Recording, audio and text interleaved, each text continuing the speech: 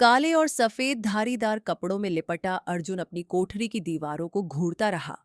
उसकी निगाहें सीमेंट की खुरदरी सतह पर टिकी थीं, जहां से प्लास्टर की एक पतली परत उखड़ चुकी थी, ठीक उसकी उम्मीदों की तरह। यहां अभेद्य नामक इस कारागार में हर दिन एक जैसा था। सुबह का ठंडा दलिया, दोपहर की बेस्वाद रोटी और रात की खामोशी जो दीवारों से भी ज्यादा ठोस थी। बाहर की दुनिया से उसका संपर्क सिर्फ उन धुंधली यादों में था, जो अब धुएं के छल्लों की तरह उसके दिमाग में तैर रही थीं। उस पर एक हत्या का आरोप था, एक ऐसा अपराध जो उसने कभी किया ही नहीं।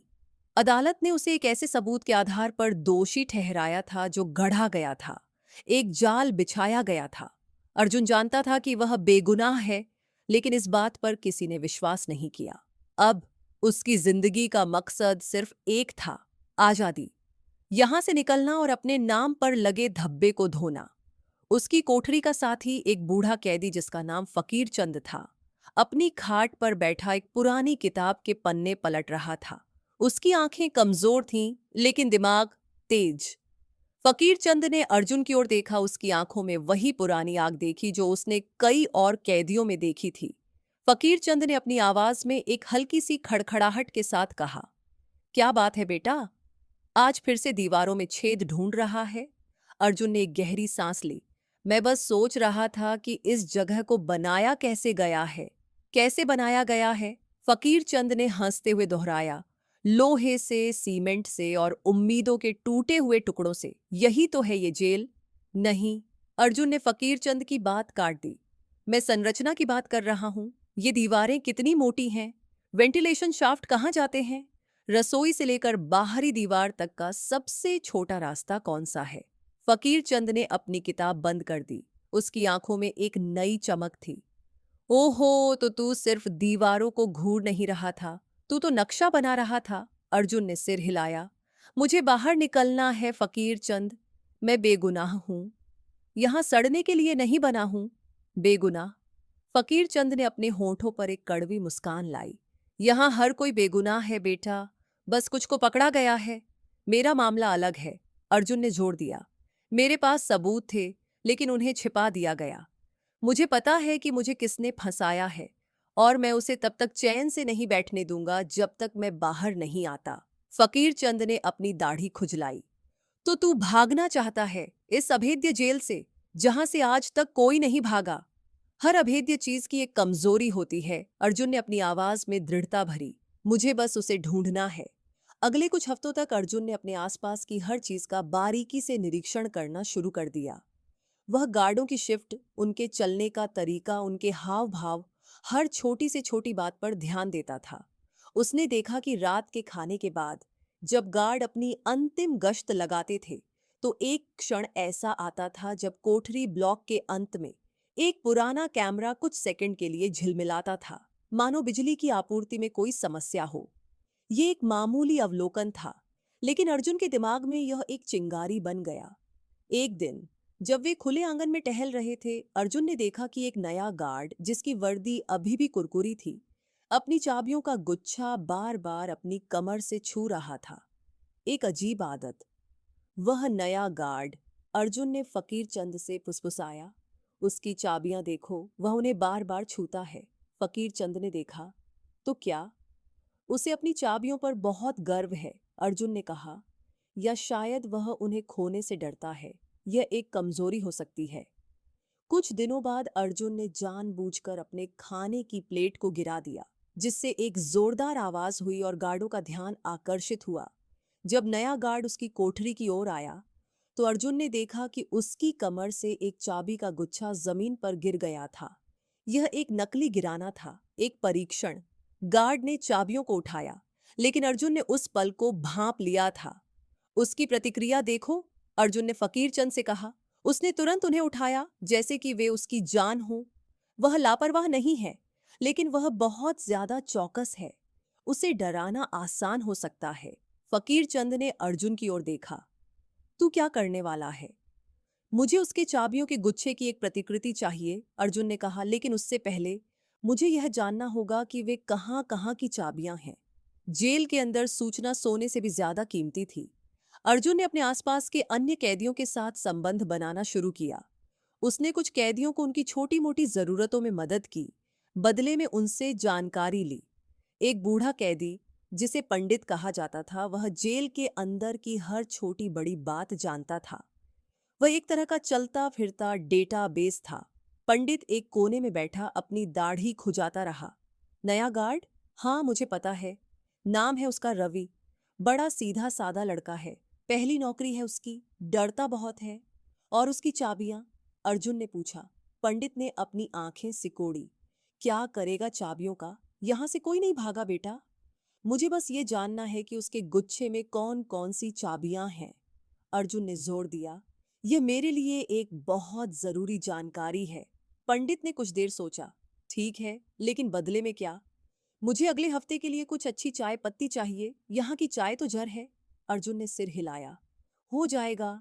2 दिनों बाद पंडित ने अर्जुन को बताया कि रवि के चाबियों के गुच्छे में 3 मुख्य चाबियां थीं। कोठरी ब्लॉक की मास्टर चाबी, गार्डों के लाउंज की चाबी और बाहरी यार्ड के सर्विस गेट की चाबी। यह जानकारी अर्जुन के लिए सोने से भी ज्यादा कीमती थी। अब चुनौती थी इन चाबियों की प्रतिकृति बनाना। जेल में धातुओं के साथ काम करना असंभव था, लेकिन अर्जुन ने अपनी निगाहें एक और चीज पर टिकाईं, साबुन। उसने फकीरचंद से पूछा, क्या तुम्हें याद है फकीरचंद, कि हम बच्चों में कैसे साबुन से मूर्तियां बनाते थे? फकीरचंद ने अचरज से देखा। हाँ, लेकिन क्यों? मुझे साबुन के कुछ टुकड़े चाहिए, अर्जुन ने कहा। जितने ज्यादा मिल सकें, और कुछ पुरानी मोमबत्तियां भी। फकीरचंद ने अपनी पहुंच का इस्तेमाल किया।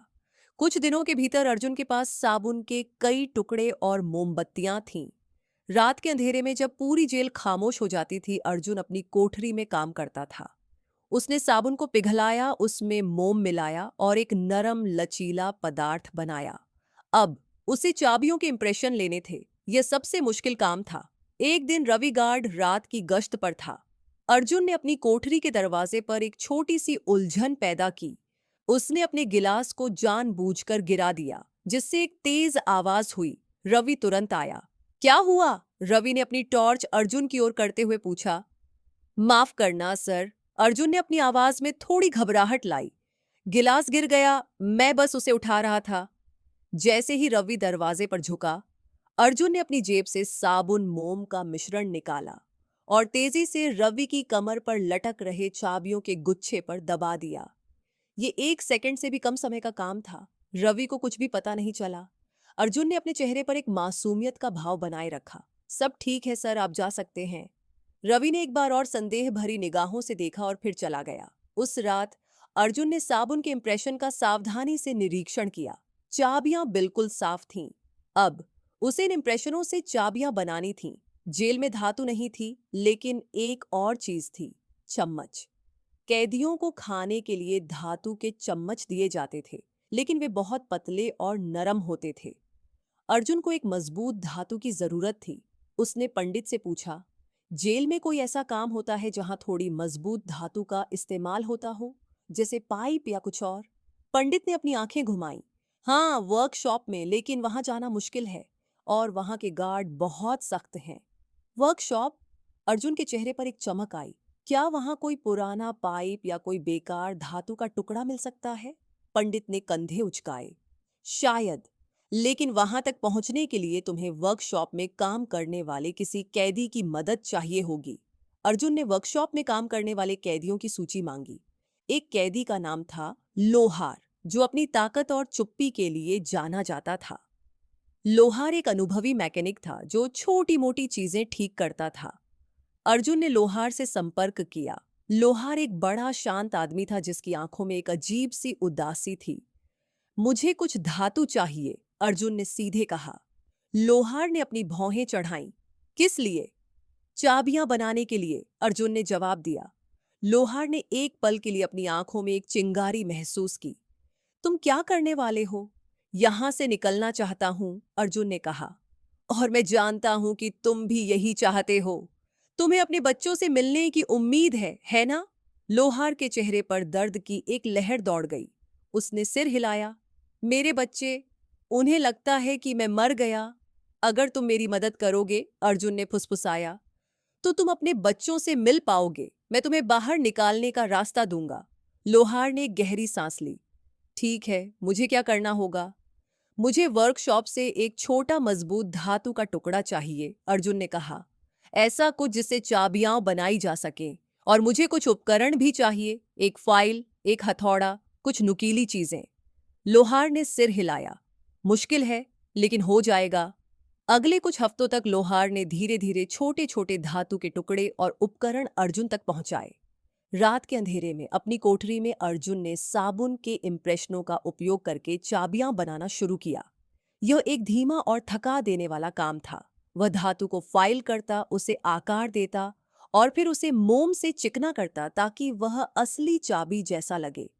उसकी उंगलियों में छाले पड़ गए थे, लेकिन उसने हार नहीं मानी। एक रात जब वह अंतिम चाबी को आकार दे रहा था, तो अचानक दरवाजे पर एक जोरदार खटखटाहट हुई। अर्जुन ने तुरंत सभी उपकरणों को छिपा दिया। ये वार्डन था। वार्डन शर्मा एक कठोर आदमी था जिसकी आंखें हमेशा संदेह से भरी रहती थीं। उसने अर्जुन की कोठरी में प्रवेश किया। उसकी आंखों में एक अजीब सी चमक थी। कैदी 472, वार्डन ने अपनी तेज आवाज में कहा, तुम क्या कर रहे हो? सोने की कोशिश कर रहा था सर, अर्जुन ने अपनी आवाज में एक हल्की सी नींद का भाव लाते हुए कहा। वार्डन ने उसकी कोठरी का निरीक्षण किया। उसकी निगाहें हर कोने पर घूम रही थीं, जैसे वह कुछ ढूंढ रहा हो। अर्जुन की धड़कनें तेज हो गईं। मुझे लगा कि मैंने कुछ आवाज सुनी, वार्डन ने कहा। तुम कुछ बना रहे थे, है ना? नहीं सर, अर्जुन ने जवाब दिया। यहां सब शांत है। वार्डन ने एक पल के लिए उसे घूरा। उसकी आंखों में एक अजीब सी चमक थी। ठीक है, लेकिन याद रखना, कैदी 472, इस जेल में कोई रहस्य नहीं छिपता। मैं सब कुछ जानता हूं। वार्डन चला गया, लेकिन उसकी बात अर्जुन के दिमाग में गूंजती रही। मैं सब कुछ जानता हूं।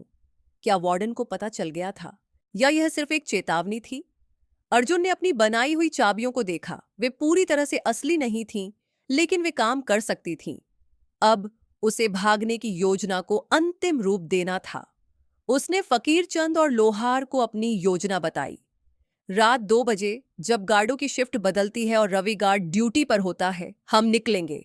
रवि गार्ड? फकीर चंद ने पूछा। हाँ, अर्जुन ने कहा। उसकी चाबियों की प्रतिकृति मेरे पास है।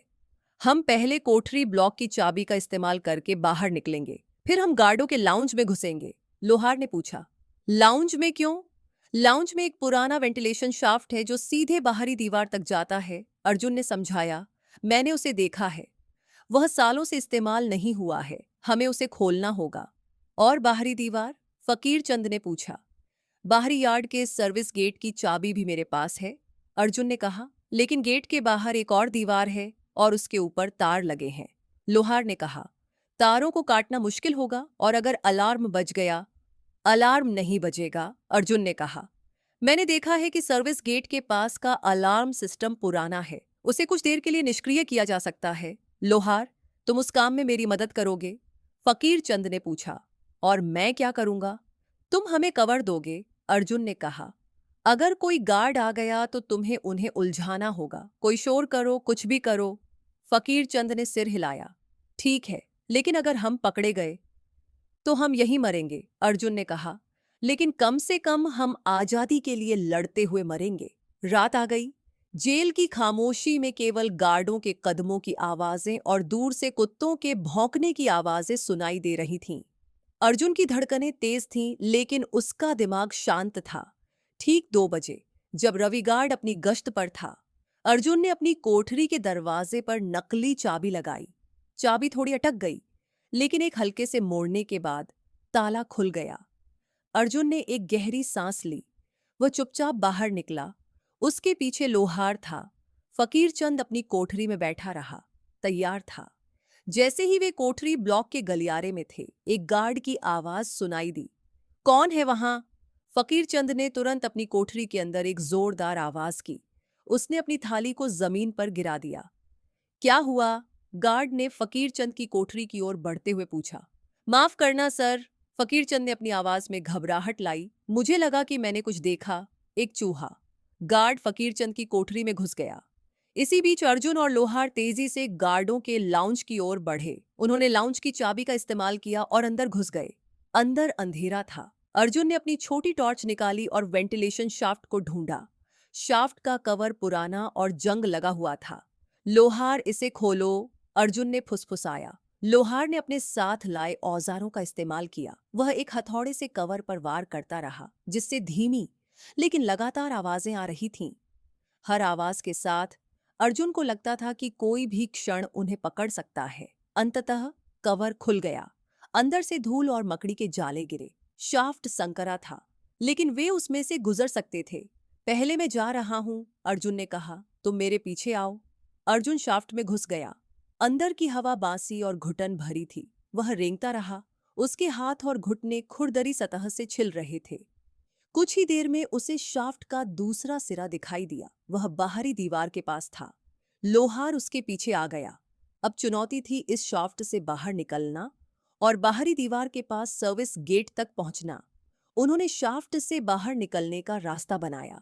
वे एक अंधेरे कोने में थे, जो गार्डों की नजरों से छिपा हुआ था। सामने सर्विस गेट था।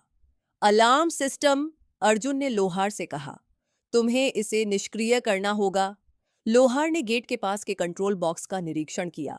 यह पुराना है, मुझे कुछ मिनट लगेंगे। जैसे ही लोहार काम कर रहा था, अर्जुन ने दूर से गार्डों के कदमों की आवाज सुनी।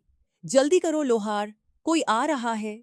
लोहार के हाथ तेजी से चल रहे थे। उसने कुछ तारों को जोड़ा, कुछ को काटा। एक छोटी सी चिंगारी निकली और फिर कंट्रोल बॉक्स की लाइटें बुझ गईं। हो गया, लोहार ने हाँफते हुए कहा। अर्जुन ने सर्विस गेट पर नकली चाबी लगाई। इस बार चाबी आसानी से घूम गई। गेट खुल गया। वे बाहर निकले। उनके सामने एक और दीवार थी, जिसके ऊपर नुकीले तार लगे हुए थे, लेकिन उसके ऊपर से कूदने के लिए उनके पास समय नहीं था। क्या करें? लोहार ने पूछा। अर्जुन ने दीवार के बेस का निरीक्षण किया। उसने देखा कि दीवार के एक हिस्से में सीमेंट थोड़ा ढीला था, शायद बारिश या समय के कारण। यहां से, अर्जुन ने कहा, हमें एक रास्ता बनाना होगा। लोहार ने अपनी पूरी ताकत से उस ढीली जगह पर प्रहार करना शुरू किया। सीमेंट के टुकड़े गिरने लगे। धीरे धीरे एक छोटा सा छेद बन गया। तभी दूर से एक सायरन की आवाज सुनाई दी। अलार्म बज गया था। वे हमें ढूंढ रहे हैं, लोहार ने घबराकर कहा। जल्दी करो, अर्जुन ने चीखा। वे दोनों उस छोटे से छेद से बाहर निकले। उनके शरीर पर खरोंचें आ गईं। वे जेल की बाहरी दीवार के बाहर थे। जेल के गार्ड चारों ओर दौड़ रहे थे। उनकी टॉर्चें अंधेरे में घूम रही थीं। अर्जुन और लोहार ने भागना शुरू किया। वे घने जंगल की ओर भागे जो जेल के पीछे था। गोली चलने की आवाजें सुनाई दी, लेकिन वे पीछे मुड़कर नहीं देखे। वे बस भागते रहे, आजादी की ओर। जंगल में घुसने के बाद अर्जुन ने लोहार की ओर देखा। हम बच गए। लोहार हाँफ रहा था, लेकिन उसके चेहरे पर एक मुस्कान थी। मेरे बच्चे, मैं उनसे मिल पाऊंगा। हाँ, अर्जुन ने कहा, तुम मिल पाओगे। लेकिन अर्जुन के लिए यह सिर्फ शुरुआत थी। उसे अपने नाम पर लगे धब्बे को धोना था और उस व्यक्ति को ढूंढना था जिसने उसे फंसाया था। अब क्या? लोहार ने पूछा। अब हम उस आदमी को ढूंढेंगे जिसने मुझे फंसाया है, अर्जुन ने कहा। उसकी आंखों में एक नई दृढ़ता थी, और हम उसे न्याय के कटघरे में खड़ा करेंगे। वे जंगल के अंधेरे में गायब हो गए। जेल की सायरन की आवाजें धीरे धीरे धुंधली होती गईं। ये सिर्फ एक जेल तोड़ना नहीं था, ये एक नई जंग की शुरुआत थी। अर्जुन अब आजाद था, और आजादी के साथ एक नया मकसद भी आया था। कुछ हफ्तों बाद अर्जुन एक छोटे से शहर में था, जहां उसने अपना भेष बदल लिया था। उसने लोहार को उसके बच्चों तक पहुंचाने में मदद की थी, और अब वह अपने मिशन पर अकेला था। उसने उस आदमी के बारे में जानकारी जुटानी शुरू की जिसने उसे फंसाया था। उसका नाम था विजय। विजय एक प्रभावशाली व्यवसायी था, जिसके संबंध ऊंचे पदों पर थे। अर्जुन को याद था कि विजय ने उसे एक पुराने जमीन सौदे में फंसाया था, जिसमें एक बेगुनाह आदमी की हत्या हुई थी। अर्जुन ने विजय के बारे में जानकारी इकट्ठा करना शुरू किया। वह उसके दफ्तर के बाहर घंटों खड़ा रहता, उसके घर के आसपास चक्कर लगाता। उसे पता चला कि विजय हर गुरुवार को एक विशेष क्लब में जाता है। अगले गुरुवार को अर्जुन ने क्लब में घुसने का रास्ता बनाया। उसने एक वेटर की वर्दी पहनी और क्लब के अंदर चला गया। क्लब के अंदर का माहौल शोरगुल भरा था। अमीर लोग शराब पी रहे थे और हंस रहे थे। अर्जुन ने विजय को ढूंढ लिया। वह एक कोने में बैठा था, अपने दोस्तों के साथ हंस रहा था। अर्जुन ने देखा कि विजय के साथ एक आदमी था जिसे वह पहचानता था। ये वही वकील था जिसने अर्जुन के खिलाफ अदालत में तर्क दिए थे। अर्जुन ने उनके पास पहुंचने का इंतजार किया। जब वकील अकेला रह गया तो अर्जुन उसके पास गया। सर, क्या मैं आपको कुछ पीने के लिए दे सकता हूं? अर्जुन ने अपनी आवाज को बदलते हुए पूछा। वकील ने अर्जुन की ओर देखा, उसे पहचाना नहीं। मुझे एक और व्हिस्की चाहिए। जैसे ही वकील ने अपना गिलास उठाया, अर्जुन ने उसके कान में फुसफुसाया। तुम्हें याद है सर, उस बेगुनाह आदमी का चेहरा जिसे तुमने फंसाया था? वकील का हाथ रुक गया। उसकी आंखों में एक पल के लिए डर दिखाई दिया। उसने अर्जुन की ओर घूरा। तुम कौन हो? वकील ने अपनी आवाज में घबराहट लाते हुए पूछा। मैं वह हूं जिसे तुमने जेल भेजा था, अर्जुन ने कहा। कैदी 472 और मैं अब बाहर हूं। वकील का चेहरा पीला पड़ गया। उसने उठने की कोशिश की लेकिन अर्जुन ने उसका हाथ कसकर पकड़ लिया। जहां तक मुझे याद है, तुम बेगुनाह थे, वकील ने हाँफते हुए कहा। हाँ, मैं बेगुनाह था, अर्जुन ने कहा। और अब मैं तुम्हें यह बताने आया हूं कि तुम मेरे साथ क्या करने वाले हो। क्या क्या मतलब? वकील ने पूछा।